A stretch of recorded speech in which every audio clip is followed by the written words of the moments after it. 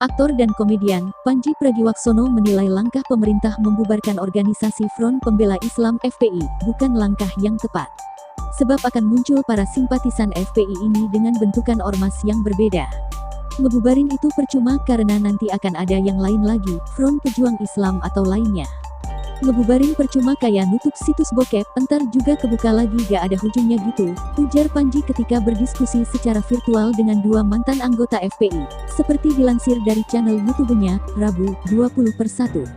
Pandji Pragiwaksono mengatakan, di masyarakat ada banyak para simpatisan FPI. Terlebih lagi di kalangan bawah. Itu karena FPI selalu ada ketika masyarakat kalangan bawah meminta bantuan. Menurut Pandji Pragiwaksono, pendapat itu dia dengar dari sosiolog Tamrin Amal Tomagola.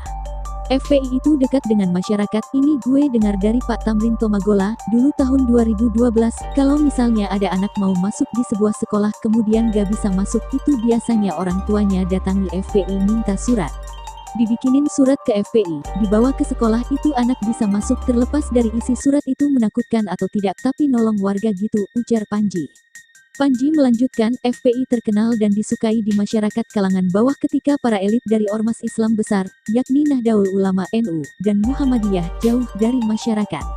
FPI itu hadir gara-gara dua ormas besar Islam NU dan Muhammadiyah, jauh dari rakyat. Mereka elit-elit politik, sementara FPI itu dekat. Kalau ada yang sakit, ada warga yang sakit mau berobat, gak punya duit, ke FPI, kadang-kadang FPI ngasih duit, kadang FPI ngasih surat, suratnya dibawa ke dokter jadi diterima, ungkap Pandji. Pandji melanjutkan, menurut Tamrin Tomagola, pintu ulama-ulama dari kalangan FPI selalu terbuka untuk membantu masyarakat yang sedang kesusahan. Sementara NU dan Muhammadiyah, terlalu elitis, sehingga masyarakat enggan untuk mendekat. Kata Pak Tamrin Tomagola, pintu rumahnya ulama-ulama FPI kebuka untuk warga, jadi orang kalau mau datang bisa. Nah, yang NU dan Muhammadiyah yang terlalu tinggi dan elitis, warga tuh nggak ke situ, warga justru ke FPI. Makanya mereka pada pro FPI, karena FPI ada ketika mereka butuhkan, ungkap pria 41 tahun ini. Pandji bilang, bubarkan FPI bukan sebuah solusi yang tepat. Dia mengatakan, jika pemerintah tidak mau melihat FPI eksis, maka harus menyelesaikan masalah sosial lingkungan.